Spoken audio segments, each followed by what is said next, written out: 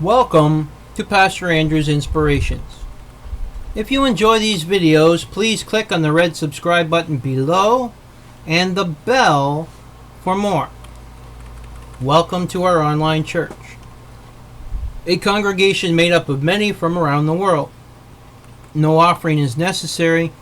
Subscribing and watching videos will keep us alive under God's watchful eyes.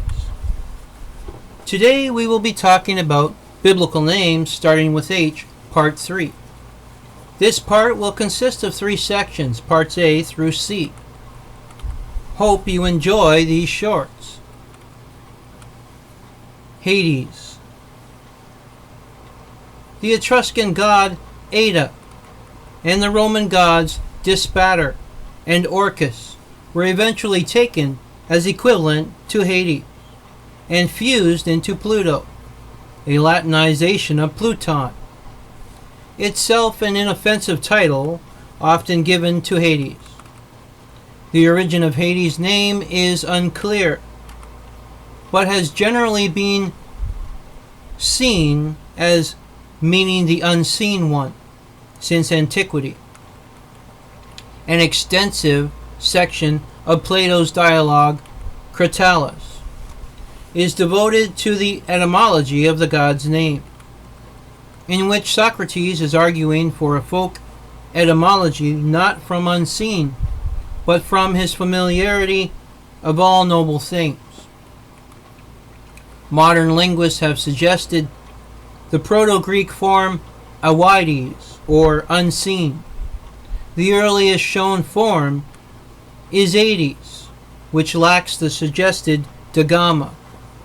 Martin Litchfield West debates instead for an original meaning of the one who presides over meeting up from the universality of death. In Homeric and Ionic Greek, he was known as Aașdēs. Other poetic variations of the name include Adonis, Aīdos, Aita, and Aita.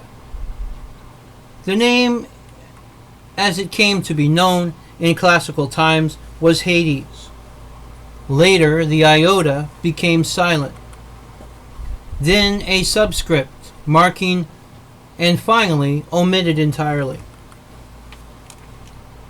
Perhaps from fear of pronouncing his name, around the 5th century BC, the Greeks started referring to Hades as Plouton, with a root meaning wealthy, considering that from the abode, below meaning the soil, come riches meaning fertile crops, metals, and so on. Plouton became the Roman god who both rules the underworld and distributed riches from below. This deity was a mixture of the Greek god Hades and the Eleusinian icon Plotus, and from this he also received a priestess, which was not previously practiced in Greece. More elaborate names of the same genre were Proto-Greek or Proto-Greek, meaning giver of wealth. Nicknames of Hades included Alexander and Aοιdēs, with ago meaning lead, carry, or fetch, and anur meaning man or men or people, describing Hades as a god who carries away all. Nicander uses the form Hegesilos. He was also referred to as Zeus, Katakthanos, meaning the Zeus of the underworld, by those avoiding his actual name, as he had complete control over the underworld.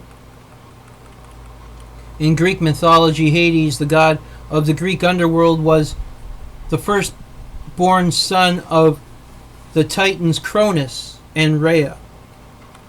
He had 3 older sisters, Hestia, Demeter, and Hera, as well as a younger brother, Poseidon, all of whom had been swallowed whole by their father as soon as they were born. Zeus was the youngest child, and through the machinations of their mother Rhea, he was the only one that had escaped his fate. Upon reaching adulthood, Zeus managed to force his father to disgorge his siblings. After their release, the 6 younger gods, along with allies they managed to gather, challenged the older gods, or the elder gods, for power in the Titanomachy, a divine war.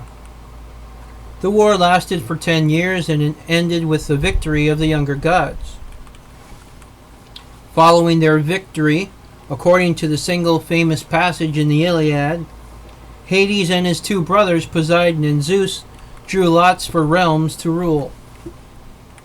Zeus received the sky, Poseidon received the seas, and Hades received the underworld, the unseen realm to which the souls of the dead go, upon leaving the world as well as any, and all things beneath the earth.